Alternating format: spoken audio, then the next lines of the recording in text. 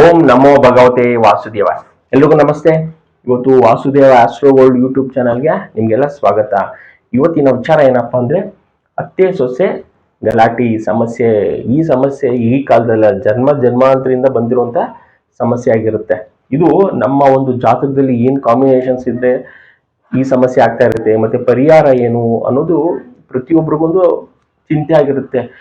ಎಲ್ಲರ ಮನೇಲಿ ಏನಾದ್ರೂ ಒಂದು ಸಮಸ್ಯೆ ಇರುತ್ತೆ. ಕೆಲವೊಬ್ರು ಅದನ್ನ ಹೇಳ್ಕೊಳ್ತಾರೆ, ಇನ್ ಕೆಲವೊಬ್ರು ಅದು ಹೇಳ್ಕೊಳಕ್ ಆಗಲ್ಲ, ಆ ಸ್ಥಿತಿಲಿ ಇರ್ತಾರೆ. ಅದು ಅತ್ತೆ ಇರ್ಬೋದು, ಸೊಸೆ ಇರ್ಬೋದು, ಮಾವ ಇರ್ಬೋದು, ಅಥವಾ ಆ ಗಂಡ, ಆ ಮನೆಯಲ್ಲಿ ಯಾರೇ ಇರ್ತಾರೆ, ಅದು ಕೆಲವೊಬ್ರು ಹೇಳ್ಕೊಳ್ತಾರೆ, ಇನ್ ಕೆಲವೊಬ್ರು ಹೇಳ್ಕೊಳಲ್ಲ. ಇದು ಯಾವ ಲೆವೆಲ್ಗೆ ಹೋಗುತ್ತೆ ಅಂದ್ರೆ ಕೆಲವೊಬ್ರು ಮನೆಗಳಲ್ಲಿ 4 ಗೋಡೆಗಳ ಮಧ್ಯೆ ಈ ಸಮಸ್ಯೆಗಳು ಮುಕ್ತಾಯ ಆಗುತ್ತೆ. ಇನ್ ಕೆಲವೊಬ್ರು ರೋಡ್ಗೆ ಬರುತ್ತೆ, ಪೊಲೀಸ್ ಸ್ಟೇಷನ್ಗೆ ಹೋಗುತ್ತೆ, ಕೋರ್ಟ್ಗೆ ಹೋಗುತ್ತೆ. ಎಷ್ಟೊಂದು ಜನ ಇಲ್ಲಿ ಸಾವು ನೋವುಗಳು ಕೂಡ ಆಗಿರುವಂತ ಉದಾಹರಣೆಗಳು ಪ್ರತಿ ದಿವಸ ನಡೀತಿರುವಂತದ್ದು. ಅದು ವರದಕ್ಷಿಣೆ ಕೇಸ್ ಇರ್ಬೋದು, ಏನೋ ಒಂದು ಕೊನೆಗೆ ವರದಕ್ಷಿಣೆ ಕೇಸ್ ಅಂತ ಅಲ್ಲಿಗೆ ಟ್ವಿಸ್ಟ್ ಆಗುತ್ತೆ. ಬಟ್ ಕಿರಿಕಿರಿ ಅಂತ ಇರುತ್ತೆ. ಇವತ್ತು ಜಾತಕದಲ್ಲಿ ಅದು ಏನು ಸಮಸ್ಯೆ ಇದೆ, ಯಾವ ಗ್ರಹಗಳು ಈ ಸಮಸ್ಯೆ ತಂದ್ಕೊಡುತ್ತೆ ಅಂತ ತಿಳಿಸ್ಕೊಡ್ತೀನಿ. ಅದ್ರ ಜೊತೆಗೆ ಪರಿಹಾರ ಕೂಡ ತಿಳಿಸ್ಕೊಡ್ತಾ ಹೋಗ್ತೀನಿ. ನೋಡಿ, ಮೊದಲನೇದಾಗಿ ನಮ್ಮ ಜಾತಕದಲ್ಲಿ ಅಂದ್ರೆ ನಿಮ್ಮ ಯಾರಿಗೆ ಸಮಸ್ಯೆ ಅನುಭವಿಸ್ತಿರ್ತಾರೆ ಅವ್ರ ಜಾತಕ ನೋಡ್ಕೊಳ್ಬೇಕಾಗುತ್ತೆ. ಚಂದ್ರ ಅಂದ್ರೆ ತಾಯಿ, ಶುಕ್ರ ಅಂದ್ರೆ ಸೊಸೆ ಬರ್ತಾರೆ. ಇದು ಅತ್ತೆ. ಚಂದ್ರ ಅಂದ್ರೆ ಅತ್ತೆ, ಶುಕ್ರ ಅಂದ್ರೆ ಸೊಸೆ. ಲಗ್ನದಿಂದ ನಿಮ್ಮ ಜಾತಕದಲ್ಲಿ ಇಲ್ಲಿ ನಾನು ಯಾವುದೇ ಒಂದು ಲಗ್ನ ತಗೋಬಹುದು. ನಿಮ್ಮ ಜಾತಕದಲ್ಲಿ ಲಗ್ನದಿಂದ 5ನೇ ಮನೆ ಮತ್ತು 9ನೇ ಮನೆ ಉದಾಹರಣೆ ಕೊಡ್ತೀನಿ. ಈಗ ಇದು 1ನೇ ಮನೆ ಅಂತ ತಗೊಂಡ್ರೆ 1, 2, 3, 4, 5 ಸಿಂಹ ರಾಶಿಯಲ್ಲಿ ಚಂದ್ರ ಶುಕ್ರ ಇದ್ರೆ, ಅಥವಾ 9ನೇ ಮನೆಯಲ್ಲಿ 6, 7, 8, 9, 10, 11, 12 9ನೇ ಮನೆಯಲ್ಲಿ ಏನಾದ್ರು ಚಂದ್ರ ಪ್ಲಸ್ ಶುಕ್ರ ಇದ್ರೆ ಏನಾದ್ರೂ ಒಂದು ಸಮಸ್ಯೆ ಕಿರಿಕಿರಿ ಆಗ್ತಾ ಇರುತ್ತೆ. ಮತ್ತೆ 4ನೇ ಮನೆ ಇದಿಲ್ಲ ಅಂದ್ರೆ ಇನ್ನೊಂದು 4ನೇ ಮನೆ ಮತ್ತು 10ನೇ ಮನೆ ಲಗ್ನದಿಂದ 1, 2, 3, 4 ಕರ್ಕಾಟಕ ರಾಶಿಯಲ್ಲಿ ಚಂದ್ರ ಮತ್ತೆ ಶುಕ್ರ ಇದ್ರೆ ಸಮಸ್ಯೆ ಆಗ್ತಾ ಇರುತ್ತೆ ಅತ್ತೆ ಸೊಸೆಗೆ. ಅಥವಾ ಮತ್ತೆ 3ನೇ ಮನೆ 11ನೇ ಮನೆ ಅಂತ ನೋಡ್ತೀವಿ.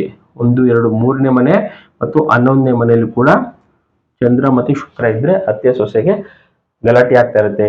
ಮತ್ತೆ ಶುಕ್ರ ಆಗದೆ ಹೇಳ್ದೆ, ಶುಕ್ರನ ಜೊತೆ ಏನಾದ್ರು ಸೂರ್ಯ ಸೇರ್ಕೊಂಡ್ರೆ ಆ ಸೊಸೆ ಮತ್ತು ಮಾವನ್ಗೆ ಏನಾದ್ರು ಒಂದು ಗಲಾಟೆ ಆಗ್ತಾ ಇರುತ್ತೆ. ಸೇಮ್ ಕಾಂಬಿನೇಷನ್ಸ್ ಅಲ್ಲಿ 5, 9 ಅಲ್ಲಿ ಇಲ್ಲಿ ಶುಕ್ರ ಮತ್ತೆ ಸೂರ್ಯ ಇರುವಂತದ್ದು, ಇಲ್ಲಿ ಶುಕ್ರ ಸೂರ್ಯ, ಅಥವಾ 11ನೇ ಮನೆಯಲ್ಲಿ ಶುಕ್ರ ಸೂರ್ಯ, 3ನೇ ಮನೆಯಲ್ಲಿ ಮತ್ತೆ 11ನೇ ಮನೆಯಲ್ಲಿ ಎಲ್ಲಾದ್ರೂ ಇದ್ರೆ, ಮತ್ತೆ ಕೆಲವೊಂದ್ಸಲ ಇದು ಸ್ಪ್ಲಿಟ್ ಕೂಡ ಆಗ್ಬೋದು. ಈಗ 4ನೇ ಮನೆ 10ನೇ ಮನೆ ಅಂತ ಬರ್ದಿದ್ದೀನಿ, ಕಂಜಂಕ್ಷನ್ ಆಲ್ಮೋಸ್ಟ್ ಜೊತೆಲೇ ಇದ್ರೆ ನಾವು ನೋಡ್ಕೊಳ್ಬೇಕಾಗುತ್ತೆ. ಈ 3 ಗ್ರಹಗಳು ಒಟ್ಟಿಗೆ ಇರುತ್ತೆ ಅಂದ್ರೆ ಅತ್ತೆ ಮಾವ ಮತ್ತೆ ಸೊಸೆಗೆ ಏನಾದ್ರೂ ಒಂದು ಕಿರಿಕಿರಿ ಇರುತ್ತೆ. ಅದು ಯಾವ ರೀತಿ ಇರುತ್ತೆ ಅಂದ್ರೆ ಇದ್ರ ಜೊತೆನೆ ಚಂದ್ರ ಶುಕ್ರ ಮತ್ತೆ ಸೂರ್ಯ, ಇಲ್ಲಿ ಚಂದ್ರ ಶುಕ್ರ ಸೂರ್ಯ, ಇಲ್ಲಿ 11ನೇ ಮನೆಯಲ್ಲಿ ಚಂದ್ರ ಶುಕ್ರ ಸೂರ್ಯ, ಯಾವ್ದಾದ್ರು ಒಂದು ಕಾಂಬಿನೇಷನ್ ಅಲ್ಲಿ 5ನೇ ಮನೆ 9, 4ನೇ ಮನೆ 10ನೇ ಮನೆ, ಅಥವಾ ಲಗ್ನದಿಂದ 3ನೇ ಮನೆ 11ನೇ ಮನೆಯಲ್ಲಿ ಹಿಂಗಿದ್ರೆ ಗ್ರಹಗಳು ಜೊತೆಲೇ ಇದ್ರೆ ಕಂಜಂಕ್ಷನ್ ಅಂತ ಕರಿತೀವಿ. ಈ ಸಮಸ್ಯೆ ನಾವು ಪ್ರತಿನಿತ್ಯ ಏನಾದ್ರೂ ಒಂದು ಗಲಾಟೆ ಇರುತ್ತೆ. ಇದು ಮೇಲ್ನೋಟಕ್ಕೆ ಇದು ನಾವು ತಿಳ್ಕೊಳ್ಬಹುದು, ಆಯ್ತಾ. ನಾನು ಹೇಳುವಂಥದ್ದು, ನಾನು ಯಾವುದೇ ಒಂದು ಆರೋಸ್ಕೋಪ್, ಒಂದು ಹುಡುಗ ಬರ್ತಾನೆ ನಮ್ಮ ಹೆಂಡತಿ ಕಿರಿಕಿರಿ ಅಂತ ಹೇಳ್ತಾರೆ, ಅಥವಾ ಒಂದು ಹುಡುಗಿ ಬರ್ತಾರೆ ನಮ್ಮ ಗಂಡ ಕಿರಿಕಿರಿ ಅಂತ ಹೇಳ್ತಾರೆ. ನಿಮ್ಮ ಜಾತಕದಲ್ಲಿ ದಶಾಭುಕ್ತಿಲಿ ಏನಾದ್ರು 1ನೇ ಮನೆ 6ನೇ ಮನೆ ಮತ್ತು 10ನೇ ಮನೆ ದಶಾ ನಡೀತಾ ಇದ್ರೆ, ನಿಮ್ಗೆ ನಡೀತಿರುವಂತ ದಶಾ ಪ್ಲಾನೆಟ್ ಅಂತ ಕರಿತೀವಿ. ಪ್ಲಾನೆಟ್ ನಕ್ಷತ್ರ ಸಬ್ಲಾಡು ಇಲ್ಲೇನಾದ್ರೂ 6ನೇ ಮನೆ ಇಟ್ಟಾಗಿದ್ದು, ಇಲ್ಲೂ 6, ಏನಾದ್ರೂ 8ನೇ ಮನೆ ಇಟ್ಟಾಗಿ ಏನಾದ್ರೂ ಒಂದು ಸಮಸ್ಯೆ ನೀವೇ ಮಾಡ್ತಿರ್ತೀರಾ. ಅದು ಹೆಣ್ಮಕ್ಳು ಇರ್ಬೋದು ಅಥವಾ ಗಂಡ್ ಮಕ್ಳು ಇರ್ಬೋದು. ನಿಮ್ಮ ಜಾತಕದಲ್ಲಿ ಏನಾದ್ರು ಕಾಂಬಿನೇಷನ್ 6ನೇ ಮನೆ ಇದ್ರೆ ಅದು ನೀವೇ ಕಿರಿಕಿರಿ. ಇದು ಮೇಲ್ನೋಟಕ್ಕೆ ಹೇಳ್ದೆ, ಸುಮಾರು ಜನಕ್ಕೆ ಹಿಂಗ್ ಇರುತ್ತೆ. ಸರ್ ನನ್ನ 4ನೇ ಮನೇಲಿ ಇದೆ, 9ನೇ ಮನೆ ಹೇಳ್ತಾರೆ. ಬಟ್ ನಿಮ್ಮ ಒಂದು ಪರ್ಸನಲ್ ಆರೋಸ್ಕೋಪ್ ಅಲ್ಲಿ ನಿಮ್ಮ ದಶಾ ಯಾವ ರೀತಿ ನಡೀತಾ ಇದೆ ಅನ್ನೋದು ತುಂಬಾ ಇಂಪಾರ್ಟೆಂಟ್ ಆಗುತ್ತೆ. ನಿಮ್ಮ ಕಾಂಬಿನೇಷನ್ಸ್ ಅಲ್ಲಿ ಈ ಕಾಂಬಿನೇಷನ್ಸ್ ಏನಾದ್ರು 6ನೇ ಮನೆ ನಡೆದ್ರೆ, ಹುಡುಗಿಗೆ ಏನಾದ್ರು 6ನೇ ಮನೆ ನಡೆದ್ರೆ ನಾನು ಡೈವರ್ಸ್ ತಗೋಬಿಡ್ತೀನಿ, ಅಥವಾ ಹುಡುಗನ್ಗೆ ಏನಾದ್ರು ನಕ್ಷತ್ರದಲ್ಲಿ ಉಪನಕ್ಷತ್ರದಲ್ಲಿ 6ನೇ ಮನೆ ಬಂದ್ರೆ ನನ್ಗೆ ಬೇಡ, ಡೈವರ್ಸ್ ತಗೋಬಿಡ್ತೀನಿ ಅಂತ ಹೇಳ್ತಿರ್ತಾರೆ. ಕಾಂಬಿನೇಷನ್ ಅಲ್ಲಿ ಯಾರ ದಶದಲ್ಲಿ 2, 7, 11 ಕಾಂಬಿನೇಷನ್ಸ್ ಇರುತ್ತೆ, ಅವರು ಈ ಒಂದು ನಾವು ಮದುವೆ ಮಾಡ್ಕೊಂಡ್ಮೇಲೆ ಸುಖ ಶಾಂತಿ ನೆಮ್ಮದಿಯಿಂದ ಜೀವನ ಸಾಗಿಸ್ಬೇಕು ಅಂತ ಅನ್ಕೊಂಡಿರ್ತಾರೆ. ಅದು ಹುಡುಗ ಹುಡುಗಿ ಇಬ್ರಿಗೂ ಬರ್ಬೇಕಾಗುತ್ತೆ. ಆಗ ಮಾತ್ರ ನೆಮ್ಮದಿ ಇರಕ್ಕೆ ಸಾಧ್ಯ. ಯಾರ ಕಾಂಬಿನೇಷನ್ ಈಗ 2-7-11 ಕಾಂಬಿನೇಷನ್ ಬರ್ದೀನಿ, ಇದ್ರ ವ್ಯಯ ಮನೆಗಳು. 2ನೇ ಮನೆಗೆ 1ನೇ ಮನೆ ವ್ಯಯ, 7ನೇ ಮನೆಗೆ 6ನೇ ಮನೆ ವ್ಯಯ, 11ನೇ ಮನೆಗೆ 10ನೇ ಮನೆ ವ್ಯಯ ಆಗಿರುತ್ತೆ. ಇದು ನೆಗೆಟಿವ್ ಹೌಸು. ಒಬ್ರಿಗೆ ಪಾಸಿಟಿವ್, ಒಬ್ರಿಗೆ ನೆಗೆಟಿವ್ ಇದ್ರೆ ಕಿತ್ತಾಡ್ಕೊಂಡು ಅವ್ರ ಲೈಫ್ ಕಳೀತಾರೆ. ಅದು 20 ವರ್ಷ 30 ವರ್ಷ ಅಲ್ಲ 50 ವರ್ಷ ಆದ್ರೂ ಕಿತ್ತಾಡ್ತಿರ್ತಾರೆ. ಸೇಮ್ ಕಾಂಬಿನೇಷನ್ ಇದ್ರೆ 2-7 ಚೆನ್ನಾಗಿರ್ತಾರೆ, ಯಾವುದೇ ರೀತಿ ಪ್ರಾಬ್ಲಮ್ ಇಲ್ಲ. ಇಬ್ರಿಗೂ 1-6-10 ಕಾಂಬಿನೇಷನ್ಸ್ ಇದು ಬಿಟ್ರೆ ಅದು ಡೈವರ್ಸ್ಗೆ ಕನ್ವರ್ಟ್ ಆಗುತ್ತೆ. ಅದ್ರ ಜೊತೆಗೆ ಮೇಲ್ನೋಟಕ್ಕೆ ಈ ಕಾಂಬಿನೇಷನ್ಸ್ ಕೂಡ ಇದ್ರೆ ಅತ್ತೆ ಸೊಸೆ ಮಾವ ಕಿರಿಕು ಈ ಮನೆ ಸವಾಸನೆ ಬೇಡ ಅಂತ ಅವರು ಬಿಟ್ಬಿಡ್ತಾರೆ. ಮದುವೆ ಡೈವರ್ಸ್ ಆಗಕ್ಕೆ ಕಾಂಬಿನೇಷನ್ಸ್ ಇದಿದ್ರೆ ಡೈವರ್ಸ್ ತಗೋಬಿಡ್ತಾರೆ ಅವರು. ನನಗೆ ಎಷ್ಟು 3 ತಿಂಗಳಿಗೆ ತಗೋಬಿಡ್ತಾರೆ. ಯಾಕಂದ್ರೆ ಅಲ್ಲಿ ಟ್ರಿಗರ್ ಮಾಡುತ್ತೆ ಜಾತಕ, ಅಥವಾ ಆ ದಶ ಮುಗಿಯೋ ತನಕನೂ ಅವ್ರು ವೇಟ್ ಮಾಡ್ಬೇಕು. ಇಷ್ಟೊಂದ್ ಜನ ಹೇಳ್ತಾರೆ, ಸರ್ ನಾನು 10 ವರ್ಷ ಕಷ್ಟಪಟ್ಟೆ, ಈಗ ಸ್ವಲ್ಪ ನೆಮ್ಮದಿಯಾಗಿದ್ದೀನಿ ಅಂದ್ರೆ ಆ ದಶ ಮುಗ್ದಿದೆ, ಬೇರೆ ದಶ ಸ್ಟಾರ್ಟ್ ಆಗಿರುತ್ತೆ ಅವ್ರಿಗೆ. ಆ ದಶ ಬೇರೆ ದಶ ಬಂದಾಗ ಅವರು ನೆಮ್ಮದಿಯಿಂದ ಜೀವನ ಸಾಗಿಸ್ತಾ ಇರ್ತಾರೆ. ಇದು ಚಂದ್ರ ಶುಕ್ರ ಮತ್ತೆ ಸೂರ್ಯನಿಂದ ಸಂಭವಿಸಬೇಕಾಗಿರುವಂತ ಸ್ವಲ್ಪ ಸಮಸ್ಯೆಗಳು. ನಾವು ಪರಿಹಾರ ಈಗ ನಡೀತಾ ಇದೆ ಸರ್, ನಾವು ಜ್ಯೋತಿಷ ಶಾಸ್ತ್ರ ನಾನು ನೋಡ್ಕೊಂಡಿಲ್ಲ, ಆದ್ರೂ ಏನಾದ್ರೂ ಒಂದು ನನಗೆ ಟೈಮಿಂಗ್ಸ್ ಇರಲ್ಲ. ಎಷ್ಟೊಂದ್ ಜನಕ್ಕೆ ಜ್ಯೋತಿಷ ಶಾಸ್ತ್ರ ನನಗೆ ಗೊತ್ತಿಲ್ಲ ಅಂತ ಅನ್ಕೊಂಡ. ಪರಿಹಾರ ಪ್ರತಿಯೊಬ್ರು ಯಾರು ಸಮಸ್ಯೆ ಅನುಭವಿಸ್ತಾ ಇದ್ದಾರೆ, ಈ ಒಂದು ಅತ್ತೆ ಸೊಸೆ ಇರ್ಬೋದು, ಅಥವಾ ಸೊಸೆ ಮಾವ ಇರ್ಬೋದು, ಮತ್ತೆ ಇಲ್ಲ ಗಂಡ ಹೆಂಡತಿ ಜೊತೆ ಯಾರು ಸಮಸ್ಯೆ ಇದ್ದಾರೆ ಅವರ ನಿಮ್ಮ ಒಂದು ಪರ್ಸನಲ್ ಹಾರೋಸ್ಕೋಪ್ ಅಲ್ಲಿ ಲಗ್ನದಿಂದ 2ನೇ ಮನೆ 7 ಮತ್ತೆ 11ನೇ ಮನೆ ಯಾವ ಗ್ರಹ ಇದೆ ಅಂತ ನೋಡ್ಬೇಕಾಗುತ್ತೆ. ಫಸ್ಟ್ 2ನೇ ಮನೆಯಲ್ಲಿ ಏನಾದ್ರು ಅದು ಯಾವ ಗ್ರಹ ಆದ್ರೂ ಇರ್ಲಿ, ಸೂರ್ಯ ಇರ್ಬೋದು, ಚಂದ್ರ ಇರ್ಬೋದು, ಬುಧ ಇರ್ಬೋದು, 2ನೇ ಮನೆ 7 ಯಾವ್ದಾದ್ರೂ ಒಂದು ಗ್ರಹ ಆದ್ರೂ ಇದ್ದೇ ಇರುತ್ತೆ. ಈ ಗ್ರಹಕ್ಕೆ ಸಂಬಂಧಪಟ್ಟಿರುವಂತದ್ದು ಮಂತ್ರ ಪಟ್ಟೆ ತುಂಬಾ ಇಂಪಾರ್ಟೆಂಟ್ ಆಗುತ್ತೆ. ಯಾವ ಗ್ರಹಕ್ಕೆ ಅದಕ್ಕೆ ಸಂಬಂಧಪಟ್ಟಿರುವಂತ ಬೀಜಾಕ್ಷರಿ ಮಂತ್ರ. 2ನೇ ಗ್ರಹ ಗುರುನೇ ಇರ್ಬೋದು, ಗುರುಗೆ ಸಂಬಂಧಪಟ್ಟಿರುವಂತ ಬೀಜಾಕ್ಷರಿ ಮಂತ್ರ ಓಂ ಗ್ರಾಮ್ ಗ್ರೀಂ ಗ್ರೋಂ ಸ ಗುರುವೇ ನಮ. ಅಥವಾ ಶುಕ್ರ ಇದೆ ಸರ್ ಅಂದ್ರೆ ಶುಕ್ರನಿಗೆ ಸಂಬಂಧಪಟ್ಟಿರುವಂತದ್ದು ಓಂ ದ್ರಾಮ್ ದ್ರೀಂ ದ್ರೋಂ ಸ ಶುಕ್ರಾಯ ನಮ. 2, 7, 11ನೇ ಮನೆ ಇರುವಂತ ಮನೆಗಳಿಗೆ ನಾವು ಮೊದಲಿಂದಾಗಿ ಮಂತ್ರ ಪಟ್ನೆ ಅತಿ ಹೆಚ್ಚು ಮಾಡ್ಕೊಳ್ಬೇಕಾಗುತ್ತೆ. 2ನೇದು ಇದೊಂದು ತಂತ್ರ, ಇದೊಂದು ಯಂತ್ರ. ನೀವು ಚಪಾತಿ ಮಾಡಿ ತುಪ್ಪದಲ್ಲಿ ಅಥವಾ ಜೇನಿನಲ್ಲಿ ಹತ್ಕೊಂಡು ಈ ಒಂದು ಚಪಾತಿಯ ಮೇಲೆ ಈ ಒಂದು ಡ್ರಾಯಿಂಗ್ ಮಾಡ್ಬೇಕಾಗತ್ತೆ. ಚಪಾತಿ ಮೇಲೆ ಈ ಒಂದು ಡ್ರಾಯಿಂಗ್ ಮಾಡಿ ನೀವು ಜೇನಲ್ಲಿ ಹಿಂಗ್ ಹತ್ಕೊಂಡು ಡ್ರಾಯಿಂಗ್ ಮಾಡಿ ಈ ಓಮ್ ಕ್ಲೀಮ್ ಇದನ್ನೆಲ್ಲ ಬರೆದು ನೀಟಾಗಿ ಆ ಚಪಾತಿನ ಮಡಚಿ ಯಾವ್ದಾದ್ರು ನಾಯಿ ಕೊಡಿ, ಅದು ತಿನ್ಬೇಕಾಗುತ್ತೆ. ನೀಟಾಗಿ ನಿಮ್ಮ ಮನೆ ಮುಂದೆ ಯಾವ್ದಾದ್ರು ನಾಯಿ ಇದ್ರೆ ನಾಯಿ ಕೊಡಿ. ಇದೊಂದು ಯಂತ್ರ ಇದು. ನೆಕ್ಸ್ಟ್ ತಂತ್ರ, ಮೊಸರು ಅಂದ್ರೆ ಶುಕ್ರನಿಗೆ ಸಂಬಂಧಪಟ್ಟಿರುವಂತದ್ದು, ಅರಿಶಿನ ಗುರುಗೆ ಸಂಬಂಧಪಟ್ಟಿರುವಂತದ್ದು, ಮತ್ತು ಅಕ್ಕಿ ಚಂದ್ರನಿಗೆ ಸಂಬಂಧಪಟ್ಟಿರುವಂತದ್ದು. ಈ 3 ಪದಾರ್ಥನ ಯಾರು ಬಡವ್ರಿಗೆ ದಾನ ಮಾಡಿ. ಯಾರು ಬಡವರು ದಾನ ತಗೊಳ್ತಿಲ್ಲ ಸರ್ ಅಂತ ಈ 3 ಪದಾರ್ಥಗಳನ್ನ ನೀವು ದಾನ ಮಾಡಿ ಅಥವಾ ಮರದ ಕೆಳಗಡೆ ಇಟ್ಬಿಟ್ರೆ ಆಯ್ತು. ಸಮಸ್ಯೆ ಏನೇ ಇದ್ರೂ ಹೋಗ್ತಾ ಇರುತ್ತೆ. ಮೇನ್ ಆಗಿ ನಮ್ಮ ಜಾತಕದಲ್ಲಿ ಯಾವಾಗ 6ನೇ ಮನೆ ನಡೆಯುತ್ತೆ ಈ ಸಮಸ್ಯೆಗೆ ನಾವು ಒಳಗಾಗೋಗಿರ್ತೀವಿ. ಅದು ನಮ್ಗೆ ಗೊತ್ತಾಗಲ್ಲ. ನಾವು ಮಾಡಿದ್ದೆಲ್ಲ ಕರೆಕ್ಟ್ ಅಂತ ಅನ್ಕೊಂಡಿರ್ತೀವಿ. ನೀವೇನಾದ್ರೂ ಆಫೀಸಲ್ಲಿ ಇದ್ರೆ ಒಳ್ಳೆ ನೇಮ್ ಫೇಮ್ ಇರುತ್ತೆ, ಬಟ್ ಮನೆಗೆ ಬಂದ್ರೆ ನಿಮ್ಗೆ ತುಂಬಾ ಕೆಟ್ಟ ಹೆಸರು. ಅವ್ರ ಮುಖ ನೋಡಿದ್ರೆ ಆಗಲ್ಲ, ನಮ್ಮ ಅತ್ತೆ ಮುಖ ನೋಡಿದ್ರೆ ಅಂತ ನೀವ್ ಹೇಳ್ತೀರಾ, ಸೊಸೆ ಮುಖ ನೋಡಿದ್ರೆ ನನ್ಗಾಗಲ್ಲ ಅಂತ ಹೇಳ್ತಾರೆ. ಯಾಕಂದ್ರೆ ಎಲ್ಲರೂ ಹಾರೋಸ್ಕೋಪ್ ಅಲ್ಲೂ ಏನಾದ್ರೂ ಒಂದು ಸಮಸ್ಯೆ ಇರುತ್ತೆ. ಈ ರೀತಿ ಇದ್ದಾಗ ಅವ್ರು ಈ ಸಮಸ್ಯೆಗೆ ಆಗಿರ್ತಾರೆ. ಈಚೆ ಬರ್ಬೇಕು ಅಂದ್ರೆ ಈ ಸಮಸ್ಯೆ ಎಸ್ಪೆಷಲಿ ಇವತ್ತು ಏನಾಗಿದೆ ಅಂದ್ರೆ ಸ್ವಲ್ಪ ಹೆಚ್ಚು ಕಡಿಮೆ ಆದ್ರೂ ಅದು ಒಂದು ಪೊಲೀಸ್ ಸ್ಟೇಷನ್ಗೆ ಹೋಗುತ್ತೆ, ಕೋರ್ಟ್ಗೆ ಹೋಗುತ್ತೆ, ಎಷ್ಟೊಂದ್ ಜನಕ್ಕೆ ಸಾವೇ ಆಗ್ಬಿಡುತ್ತೆ. ಅದಕ್ಕೆ ಹೇಳಿರುವಂತದ್ದು ಕಾಂಬಿನೇಷನ್ ಅಲ್ಲಿ ನಾವು ಅವರ ಒಂದು ದಶಾಭುಕ್ತಿದಲ್ಲಿ 7-8-12 5-8-12 ಅಂತ ನೋಡಿದಾಗ ಏನೋ ಒಂದು ಹೊಡೆದು ಏನೋ ಒಂದು ಜಗಳಾಗಿ ಜೈಲ್ ಸೇರುವಂತ ಸಮಸ್ಯೆ ಎಲ್ಲ ಇರುತ್ತೆ ಅವರ ಒಂದು ಕಾಂಬಿನೇಷನ್ಸ್ ಅಲ್ಲಿ ಇದು ಬಂದ್ಬಿಟ್ರೆ. ಅದಕ್ಕೆ ನಾವು ದಶಾಭುಕ್ತಿಗಳ ಇದು ಯಾವ ಸಮಸ್ಯೆ ಅಂತ ಫಸ್ಟ್ ತಿಳಿಸ್ಬಿಡ್ತೀವಿ. ಅದು ಹೆಣ್ಣು ಮಕ್ಳಿದ್ರೆ ನೀವೇ ಸಮಸ್ಯೆ, ನೀವೇ ಕಂಟ್ರೋಲ್ ಅಲ್ಲಿ ಇರ್ಬೇಕು ಅಂತ ಹೇಳ್ತೀವಿ. ಗಂಡು ಮಕ್ಳೇ ಸಮಸ್ಯೆ ಮಾಡ್ತಾರೆ ಅಂತ ಏನಿಲ್ಲ.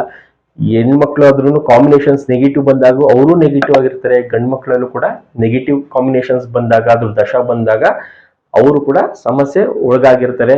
ಮತ್ತೆ ಮನೆಯಲ್ಲೆಲ್ಲ ಕಿರಿಕಿರಿ ಆಗುವಂತದ್ದು ವಾತಾವರಣ ಕ್ರಿಯೇಟ್ ಆಗ್ಬಿಡುತ್ತೆ. ಜಾತಕ ಸರಿ ಇಲ್ಲ ಅಂತಂದ್ರೆ ಫಸ್ಟ್ ಅದಕ್ಕೆ ನಮ್ಮ ಒಂದು ಜಾತಕ ಅನಲೈಸಿಸ್ ಮಾಡ್ಕೊಂಡು ಫಸ್ಟ್ ನಾವು ಕಾಂಬಿನೇಷನ್ಸ್ ಯಾವ್ದಿದೆ ಅಂತ ನೋಡ್ಕೊಳ್ಬೇಕು. ಅಲ್ಲಿ ಏನಾದ್ರು ನೆಗೆಟಿವ್ ಹೌಸ್ ಇದ್ದು ಈ ತರ ಲಗ್ನದಿಂದ ಗ್ರಹಗಳು ಇಲ್ಲಿದ್ರೆ ಚಂದ್ರ ಶುಕ್ರನಿಂದ ಅಥವಾ ಚಂದ್ರ ಶುಕ್ರ ಮತ್ತೆ ಸೂರ್ಯನಿಂದ ಏನಾದ್ರು ಸಮಸ್ಯೆ ಇದೆ ಅಂತ ಅಂದಾಗ ನಾವು ಈ ಪರಿಹಾರಗಳನ್ನ ಮಾಡ್ಕೊಳ್ಬೇಕಾಗುತ್ತೆ. ಇದು ನಾನು ಸಿಂಪಲ್ ಆಗಿ ತಿಳಿಸಿದೀನಿ. ನಿಮ್ಮ ಆರೋಸ್ಕೋಪ್ ಅಲ್ಲಿ ಯಾವ ಗ್ರಹ 6ನೇ ಮನೆ ಕೂತಿದೆ ಅನ್ನೋದು ಗೊತ್ತಾಗಲ್ಲ. ಅದು ಡಿಗ್ರಿ ವೈಸ್ ಕೂಡ ನಾವು ನೋಡ್ಬೇಕಾಗುತ್ತೆ. ಇದು ಮೇಲ್ನೋಟಿಕೆ ನಾನು ನಿಮ್ಗೆ ಹೇಳಿರುವಂತದ್ದು ಲಗ್ನದಿಂದ 4ನೇ ಮನೆ ಇರ್ಬೋದು, 5ನೇ ಮನೆ ಇರ್ಬೋದು, ನಮ್ಮ ಒಂದು ಪರಾಶರ ಸಿಸ್ಟಮ್ ಅಲ್ಲಿ ಹೇಳಿದ್ದೀನಿ. ಅದು ಡಿಗ್ರಿ ವೈಸ್ ಅಲ್ಲಿ ಗ್ರಹ ಎಲ್ಲಿ ಕೂತಿದೆ, ಎಲ್ಲಿ ಯಾವ ಗ್ರಹ ಸಮಸ್ಯೆ ಕೊಡ್ತಾ ಇದೆ ಅನ್ನೋದು ಕೂಡ ತುಂಬಾನೇ ಇಂಪಾರ್ಟೆಂಟ್ ಆಗ್ತಾ ಹೋಗುತ್ತೆ. ಇವತ್ತಿನ ಕಾಲದಲ್ಲಿ ಎಲ್ಲರ ಮನೇಲೂ ಸಮಸ್ಯೆ ಇದ್ದಿದ್ದೇ ಇದು. ಯಾರ್ದಾದ್ರೂ ಒಂದು ಸಮಸ್ಯೆ ಇರುತ್ತೆ, ಇಲ್ಲ ಅತ್ತೆ ಸೊಸೆ ಇರ್ತಾರೆ ಅಥವಾ ಅವರೇ ಕಂಪ್ಲೇಂಟ್ ಮಾಡುವಂಥದ್ದು ನಮ್ಮ ಸೊಸೆ ಸರಿ ಇಲ್ಲ, ನಾನ್ ಕರೆಕ್ಟ್ ಆಗಿದ್ದೀನಿ ಅಂತ. ಸೊ ಯಾರು ಕಂಪ್ಲೇಂಟ್ ಮಾಡ್ತಾರೆ ಅವರು ಫಸ್ಟ್ ಚೆಕ್ ಮಾಡಿಸ್ಕೋಬೇಕು, ನಾನ್ ಕರೆಕ್ಟ್, ನನ್ನ ಜಾತಕ ಕರೆಕ್ಟ್ ಆಗಿದ್ಯಾ, ನನ್ನಿಂದನೇ ಏನಾದ್ರು ಸಮಸ್ಯೆ ಆಗ್ತಾ ಇದೆಯಾ ಅಂತ. ಸೊ ಯಾರು ಈ ಪರಿಹಾರಗಳನ್ನ ಮಾಡ್ಕೊಳ್ತಾರೆ ಅವರು ಆ ಸಮಸ್ಯೆಯಿಂದ ಈಚೆ ಬರ್ತಾರೆ. ಮತ್ತೆ ಇನ್ನೊಂದು ಏನಂದ್ರೆ ನಾವು ಏನೇ ಒಂದು ಮಂತ್ರ ಪಠನೆ ಮಾಡ್ಲಿ, ಏನೇ ಒಂದು ನಾವು ಮೊದಲನೇದಾಗಿ ಸಾತ್ವಿಕತೆಯಿಂದ ಇರಬೇಕು. ನಮ್ಮ ಒಂದು ದುರಾಂಕಾರ ಇರ್ಬೋದು, ನಮ್ಮ ಒಂದು ಹೀಗೋ ಈ 6ನೇ ಮನೆ ತಂದ್ಕೊಡುತ್ತೆ ನಿಮ್ಗೆ. ನೀವು ಬೇಡ ಅಂತ ಅಂದ್ರೂ ತಂದ್ಕೊಡುತ್ತೆ. ಏನಕ್ಕೆ ಅಂದ್ರೆ ನೀವು ಕೆಲಸದಲ್ಲಿ ಬಾಸ್, ಮನೇಲೂ ಬಾಸ್ ಆಗಿರಕ್ಕೆ ನೀವು ಟ್ರೈ ಮಾಡ್ತೀರಾ, ಅದು ಬಾಸ್ ಆಗಿರಕ್ಕೆ ನಿಮ್ಮ ಸುತ್ತಮುತ್ತ ಬಿಡಲ್ಲ. ಕೆಲಸದಲ್ಲಿ ಏನೋ ಬಾಸ್ ಅಂತಾನೆ ನಿಮ್ಮನ್ನ ತಗೊಂಡಿರ್ತಾರೆ, ಆದ್ರೆ ನಿಮ್ಮನ್ನ ಸೊಸೆ ಅಂತ ತಗೊಂಡಿರ್ತಾರೆ ಹೊರತು ಮನೆಗೆ ಬಾಸ್ ಅಂತ ತಗೊಂಡಿರಲ್ಲ. ಯಾವಾಗ ನೀವು ಬಾಸ್ ಆಗಿ ನೀವು ಟ್ರೀಟ್ ಮಾಡಕ್ ಹೋಗ್ತೀರಾ, ಈ ಮನೆಯಲ್ಲಿ ನಂದು ನಡಿಬೇಕು ಅಂತ, ಆಗ ನಿಮ್ಗೆ ತುಳಿಯುವಂಥದ್ದು ಜಾಸ್ತಿ. 2-7-11 ಇದ್ರೆ ನೀವು ಅವ್ರು ಹೇಳಿದ ಮಾತೆಲ್ಲ ಕೇಳ್ಕೊಂಡು ಹೋಗ್ತೀರಾ. ಅತ್ತೆ ಮಾವ ಸೊಸೆ ಕೆಲಸದವ್ರು ಹೇಳಿದ ಮಾತು ಕೇಳ್ಕೊಂಡು ಹೋಗ್ತೀರಾ. ನಿಮ್ಮ ಒಂದು ಜಾತಕದಲ್ಲಿ ಏನಾದ್ರು 1-6-10 ನಡೆದ್ರೆ ನೀವು ಗಂಡನ ಮಾತು ಕೇಳಲ್ಲ, ಅತ್ತೆ ಸೊಸೆ ಮಾತು ಅಂತೂ ಯಾವುದೇ ಕಾರಣಕ್ಕೂ ಕೇಳಲ್ಲ. ಇದು ವಿಚಾರ ಈ ರೀತಿ ಇರುತ್ತೆ ಜಾತಕದಲ್ಲಿ. ಅಷ್ಟು ನಮ್ಮ ಆರೋಸ್ಕೋಪ್ ಅನಾಲಿಸಿಸ್ ಮಾಡ್ಕೊಂಡು ನಮ್ದು ಯಾವ ರೀತಿ ಕಾಂಬಿನೇಷನ್ಸ್ ಇದೆ ಅನ್ನೋದು ನೋಡ್ಕೊಂಡ್ರೆ ಗೊತ್ತಾಗುತ್ತೆ. ನಾವು ಸಮಸ್ಯೆ ಇದೀವಾ ಅಥವಾ ನಮ್ಮ ಗಂಡನ ಸಮಸ್ಯೆನ ಅಥವಾ ನಮ್ಮ ಅತ್ತೆ ಮಾವ ಸಮಸ್ಯೆನ ಅನ್ನೋದು ನಮ್ಮ ಜಾತಕದ ಅನಾಲಿಸಿಸ್ ಮಾಡ್ಬೇಕಾದ್ರೆ ಪ್ರತಿಯೊಂದು ಮಾಹಿತಿನೂ ತಿಳಿಸ್ಕೊಡ್ತೀನಿ. ಬೇಸಿಕ್ ಇದು ಯಾವ ರೀತಿ ನಮ್ಗೆ ಮಂತ್ರ ಯಂತ್ರ ತಂತ್ರ ವರ್ಕ್ ಆಗುತ್ತೆ ಅಂದ್ರೆ ಏನಿಲ್ಲ, ಪ್ರತಿನಿತ್ಯ ನೋಡುವಂಥದ್ದು ಕೇಳುವಂಥದ್ದು. ಉದಾಹರಣೆಗೆ ನಿಮ್ಗೊಂದು ಉದಾಹರಣೆ ಹೇಳ್ತೀನಿ. ಒಂದು ರಾಕೆಟ್ ನ ಲಾಂಚ್ ಮಾಡ್ತಾರೆ, ಇದು ಯಂತ್ರ. ನಾವು ಈ ರಾಕೆಟ್ಗೆ ಫಾರ್ಮುಲಾ ಎಲ್ಲ ಹಾಕಿ ಕಳಿಸ್ತೀವಿ. ಅದು ಎಷ್ಟು ದಿವಸಕ್ಕೆ ರೀಚ್ ಆಗ್ಬೇಕು, ಯಾವಾಗ ರಿಟರ್ನ್ ಬರಬೇಕು, ಅದೇನಿಲ್ಲ, ಅದು ಮಂತ್ರವಾಗಿ ವರ್ಕ್ ಮಾಡುತ್ತೆ. ನೆಕ್ಸ್ಟ್ ತಂತ್ರ ಏನಂದ್ರೆ ಅಲ್ಲಿಂದ ಬರುವಂತ ಸಿಗ್ನಲ್ಸ್ ಏನಾಗಿದೆ, ಅಲ್ಲಿ ನಾವು ಕಳಿಸಿರುವಂತದ್ದು ಒಳ್ಳೆ ರಿಸಲ್ಟ್ ಕೊಡ್ತಾ ಇದೆಯಾ, ಅದು ತಂತ್ರವಾಗಿ ರಿಸಲ್ಟ್ ಮಾಡ್ತೀವಿ. ನೀವು ಪ್ರತಿಯೊಂದ್ರಲ್ಲೂ ನಾವು ಯಂತ್ರ ಮಂತ್ರ ತಂತ್ರವಾಗಿ ನಾವು ಅದನ್ನ ನೋಡ್ಬೋದು. ನಾವು ಜ್ಯೋತಿಷಿಗಳೇನಾದ್ರೂ ಯಂತ್ರ ಮಂತ್ರ ತಂತ್ರ ಅಂದ್ರೆ ಏನಿದು ಅಂತ ನಾವು ಹೊಸದಾಗಿ ನೋಡ್ತೀವಿ. ಇದೇನಿಲ್ಲ, ಪ್ರತಿಯೊಂದು ವಿಚಾರದಲ್ಲೂ ಇದು ಇಂಪ್ಲಿಮೆಂಟ್ ಆಗಿರುತ್ತೆ. ಒಂದು ಮಾಡೆಲ್ ಆಗಿರುತ್ತೆ, ಅದು ರಾಕೆಟ್, ಅದಕ್ಕೆ ಒಂದು ಫಾರ್ಮುಲಾ ಕೊಟ್ಟು ಕಳ್ಸಿರ್ತೀವಿ. ಅಲ್ಲಿಂದ ಏನ್ ಸಿಗ್ನಲ್ ಬರುತ್ತೆ ಅದು ತಂತ್ರಜ್ಞಾನವಾಗಿ ಕ್ರಿಯೇಟ್ ನಾವು ಮಾಡ್ಕೊಂಡಿರ್ತೀವಿ. ಇಷ್ಟೇ ಯಂತ್ರ ಮಂತ್ರ ತಂತ್ರ ನಮ್ಮ ಲೈಫಲ್ಲೂ ಕೂಡ ಅಪ್ಲೈ ಮಾಡ್ಕೊಂಡ್ರೆ ನಾವು ಅದರಿಂದ ಹೊರಗೆ ಬರ್ಬೋದು ಅನ್ನೋದಕ್ಕೆ ಇದೊಂದು ಹೆಸರು. ಇದೇನು ಯಾವುದೇ ರೀತಿಯ ಮಾಟ ಮಂತ್ರ ಅಲ್ಲ, ಏನು ಇಲ್ಲ. ತಂತ್ರಗಳು ಯಾವ ಮಂತ್ರ ಮಾಡ್ಬೇಕಾಗತ್ತೆ, ಯಾವ ಮಂತ್ರ ಆದ್ಮೇಲೆ ತಂತ್ರ ವರ್ಕ್ ಆಗುತ್ತೆ, ತಂತ್ರ ಜೊತೆ ಯಾವ ಯಂತ್ರ ಇಟ್ಕೊಂಡ್ರೆ ನಾವು ವರ್ಕ್ ಆಗುತ್ತೆ ಅನ್ನೋದು ಇದೊಂದು ಸಿಂಪಲ್ ಆಗಿರುವಂತ ನಾವು ಮಾಡ್ಕೊಂಡಿರುವಂತ ಒಂದು ರೆಮಿಡಿ, ನಮ್ಮ ಮನುಷ್ಯ ಮಾಡ್ಕೊಂಡಿರುವಂತದ್ದು. ಇದೇ ತರನು ಪ್ರತಿಯೊಂದಕ್ಕೂ ಇರುವಂತದ್ದು. ಈ ಉದಾಹರಣೆ ಹೇಳಿದೆ ರಾಕೆಟ್, ಇದೇ ತರನು ಎಲ್ಲಾ ವಿಚಾರಕ್ಕೂ ಯಂತ್ರ ಮಂತ್ರ ತಂತ್ರ ಇರುವಂತದ್ದು. ಇದಿಷ್ಟು ವಿಚಾರ ಅತ್ತೆ ಸೊಸೆ ಮತ್ತು ಗಲಾಟೆ, ಇದು ಯೂನಿವರ್ಸಲ್ ಪ್ರಾಬ್ಲಮ್. ಇದು ನಮ್ಮ ಜಾತಕದಲ್ಲಿ ಬಂದಾಗ ಈ ಸಮಸ್ಯೆ ನಾವು ಅನುಭವಿಸ್ಬೇಕಾಗುತ್ತೆ. ಕೆಲವೊಬ್ಬರಿಗೆ ಆ 6ನೇ ಮನೆ ದಶ ನಕ್ಷತ್ರದಲ್ಲಿ ಬಂದಾಗ ತುಂಬಾನೇ ಫೇಸ್ ಮಾಡ್ತಾರೆ ಸಮಸ್ಯೆ. ಯಾರಿಗೆ ಬಂದಿರಲ್ಲ 2-7-11 ಕಾಂಬಿನೇಷನ್ಸ್ ಇರುತ್ತೆ, ಸಮಸ್ಯೆ ಇದ್ರೂ ಅದನ್ನ ಹೇಳ್ಕೊಳ್ದೆ ನೆಮ್ಮದಿಯಿಂದ ಇರ್ತಾರೆ. ಕಾಂಬಿನೇಷನ್ಸ್ ಅಲ್ಲಿ 2-7-11 ಯಾರಿಗಿರುತ್ತೆ, ಅತ್ತೆಯಿಂದ ಸೊಸೆಗೆ ತೊಂದರೆ ಆಗ್ಬೋದು ಅಥವಾ ಸೊಸೆಯಿಂದ ಅತ್ತೆಗೆ ತೊಂದರೆ ಆಗಿರ್ಬೋದು, ಈ ಕಾಂಬಿನೇಷನ್ಸ್ ಇದ್ರೆ ಅವ್ರು ಯಾರಿಗೂ ಹೇಳ್ಕೊಳ್ಳಲ್ಲ, ಸೈಲೆಂಟ್ ಆಗಿ ಇರ್ತಾರೆ. ಇದಿಷ್ಟು ವಿಚಾರ.